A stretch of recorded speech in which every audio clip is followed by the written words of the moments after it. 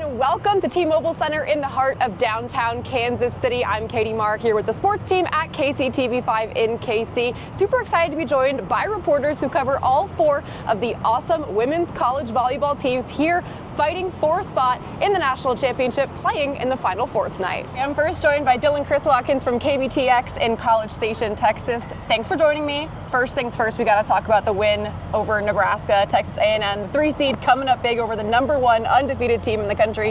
How huge of a momentum boost was that for this team? I think it was huge. I mean, that was the first time since 1995 that A&M has beaten a #1 ranked team. They beat Stanford back in '95. So I think going into this year and this game specifically, that momentum is going to be huge for keeping morale up. Okay, a player that I want to ask you about because she has an awesome story is Kendall Stowers. Medical retirement and then comes back and is leading the team.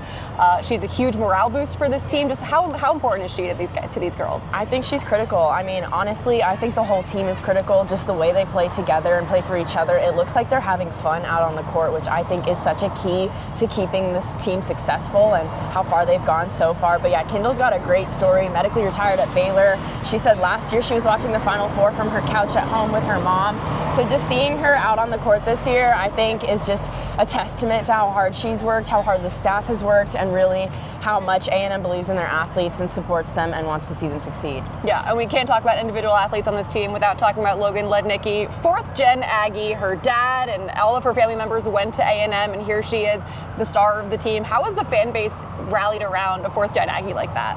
It's huge. I mean, I just moved to Texas a year ago, and something I've noticed that Aggies take care of Aggies, and really a lot of people go to school because their parents went to school or their parents' parents went to school. It really is a traditional school, and people keep it in the Aggie family, so I think they rally around their own really well, and that's going to be a huge boost here in this Final Four. Yeah, a huge narrative outside of volleyball when we talk about Texas A&M right now is the fact that their football team is playing in the college football playoff this weekend. Do we think that's going to affect the fans that might turn out here in Kansas City? You know, I don't think it's going to affect the fans that'll turn out here. I think that the 12th man is huge. There's a lot of support from fans all over, and I think that, you know, we're going to have a good home base back at Kyle Field for the football playoffs, but I do think that a lot of fans are going to show up here and show support for the women's volleyball team because sports is just big in Aggie land, and so I don't think that there's going to be a shortage of fans here. Awesome. Now I'm joined by Abby Schnabel from the Pittsburgh Post-Gazette. You've covered this team for quite a while. You know that Pitt has been here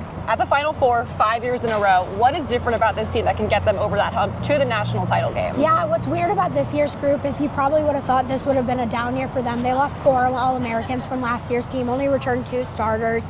But I think that's exactly what's different about this group is that it's a new group of people that haven't felt the loss of the Final Four 4 times in a row now. You know, Olivia Babcock is the most experienced in a Final Four. This is her 3rd, going back from when she was a freshman. And this group they're very tight-knit. They really want it, and you can tell. But I think the biggest thing is their mentality is last season they were the #1 overall seed, and it was, we have to win it. We have to win it. This year, they're just trying to have fun. They're trying to play their game. And I think that's going to really be a difference maker for them because while the outside world might see, oh, there's pressure to get over the hump of the Final Four, and there is, I don't think they view it that way, especially because there's so many girls on this team that have never been in this moment. Yeah, and you bring up Olivia Babcock, ACC Player of the Year. Talk about her leadership on this team and what she means to this program. Yeah, I'm very fortunate that I've been covering Olivia since her freshman season, and she just gets better and better and better every year, both on and off the court. You know, as a junior this year, as the most experienced player on the team,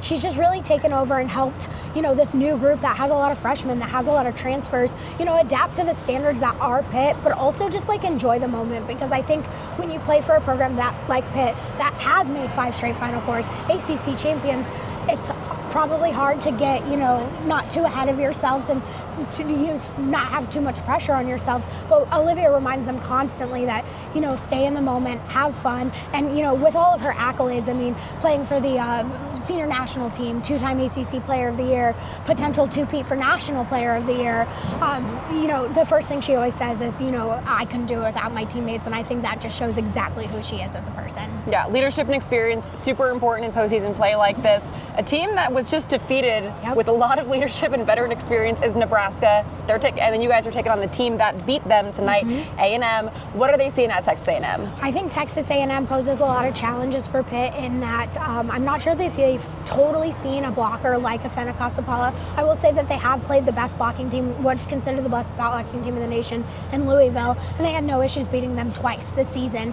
And so I'm less worried about that aspect of it, and I do think, as impressive as it is for Texas A&M and what they've done, 2 5-set matches that they're coming from, that's a lot to not only emotionally but physically come down from too.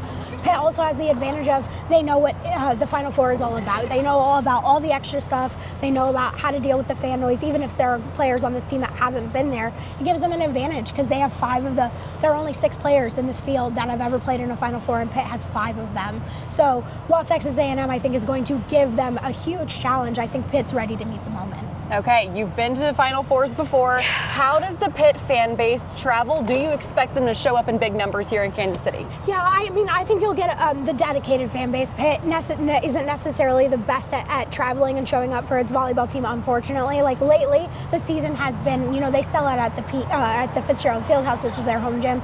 They did pretty well numbers and throughout the NCAA tournament. But with Kansas City being 12 hours away driving, not exactly a direct flight, I wouldn't be surprised if they have maybe a little bit smaller numbers, but I do know that there's a huge Pitt fan base in the Midwest, so I wouldn't be surprised if they show out. And Dan Fisher made a call out to Nebraska fans to say, hey, maybe root for us if you're looking for someone to root for. So I think they'll have some good representation. All right, we love it. I'm joined by Audrey Marr from WMTV in Wisconsin, talking all things Badgers. If you had to pick a team before the season started that would be here in the Final Four, only one from the Big Ten, most people probably would have said Nebraska. It's Wisconsin. How huge is it for the program to be representing the Big Ten like that? I mean, when you look at what this season looked like heading into it, there was only 2 returning starters for Wisconsin heading into their first game against Kansas, and then they lose their star setter on October 5th. Then she's out for 10 straight games, and now here we are in the Final Four. They won 13 straight. I think just with the adversity that they've gone throughout this season, I think it's huge. This program deserves it, and I think that they always knew that this is something they were capable of. Even Charlie Furbringer said it in the pregame post-conference yesterday, that they knew that they were capable of this when they walked in the door in spring practice. So you wouldn't have expected it. You'd sure think it would be Nebraska with the way that they've been playing throughout the season, but now Wisconsin volleyball is playing their best volleyball, and here we are.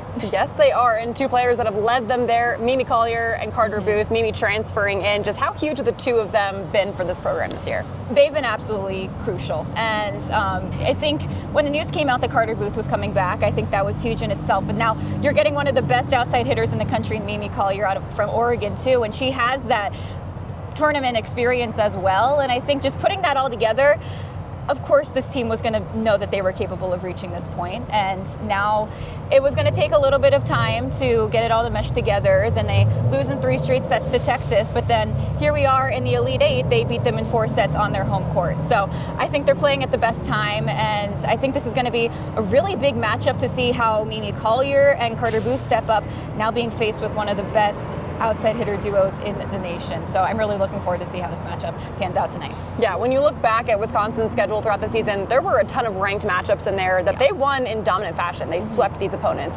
How big can those be momentum boost wise coming into a Final Four like this? Yeah, that's something that Wisconsin's definitely mentioned, that they look back to those wins, but then they also know that they don't need to look back at those wins. They know they have the capability of making it to that point and playing like that in every single game, playing even better at certain points. So I think Wisconsin knows that they have every chance, they have every shot, they know exactly how to play, they know when to do it, and that's why they're playing at their best time right now in the Final Four of the NCAA tournament. Yeah, you're around the program all the time, you're around the fan base all the time. They haven't won a national title in volleyball since 2021. How big would it be for this fan base and just this program in general to do it again? I mean, every game I've gone to at the UW Fieldhouse, there are lines packed out of all of the entrances.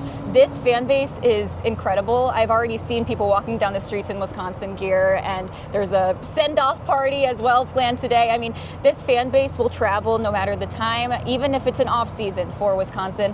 They are here day in and day out for this program. So I think this fan base would deserve it. They deserve to be here at the Final Four. And if Wisconsin does go on to make the national championship and win it, I don't know what Madison's going to look like after that. Okay, Kate and Gaylord Day here joining me from WKYT. thanks for talking Kentucky with me. Yeah, no problem. Can't talk Kentucky without first talking about Brooklyn DeLay and Eva Hudson, back-to-back SEC Players of the Year right there. How huge are they for this team? They are so huge for this team. It's really an understatement how much they mean to this team. I believe they lead the nation in kills as a duo. I think it's like 9.8 per set.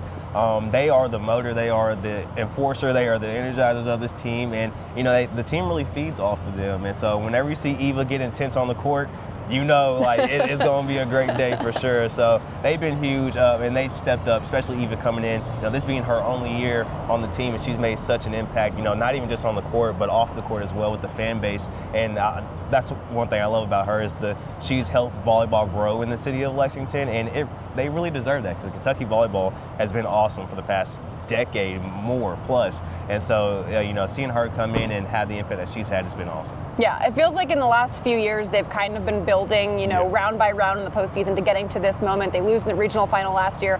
They make the Final Four this year. Does it kind of feel like what pieces have come into place for them to get them here? Adding Eva, adding Lizzie, they came from Purdue. Those were huge pieces because, you added a great outside hitter there. You added a great middle blocker there. And Cassie O'Brien's a freshman, won ABCA Freshman of the Year as a setter. She's come in and really has played past her age. I mean, she's only 18 years old and is the Player of the Year, National Player of the Year. So those pieces coming in and fitting and gelling the way that they have has kind of propped this team up to past the level of expectation that they may have had in the preseason. How would you describe the mindset of this team being around them so much? Is there a big difference from how they've kind of gone about the season in years past? I say every team has their own identity and stuff. With Eva, Yeah. she came in and she brings that intensity. So I think this team is very gritty. They have intensity at all times on the court, whether they're down 0-2 or up 2-0, So I think that intensity and that level of, hey, we don't get down on ourselves or we don't, get complacent when we're up 2-0. Like, we are going to finish these games and finish them strong. And I think that's what brought this team this far because, they played Nebraska early this season. They've had a really tough schedule. Yeah. They played Nebraska. They played A&M. They played Pitt. They played Texas. They played Louisville. They do this every single year. And so playing this really tough schedule and, developing that chemistry against really big teams in the country, that really has helped them, get this far. Yeah, Kentucky is far away. You would know. You told me the drive is like 8 hours. 8.5 hours. Yeah. How do you think the fan base is going to show out here? Is there going to be a lot of blue in there tonight? I really believe so. Kentucky travels now. BBN gets in.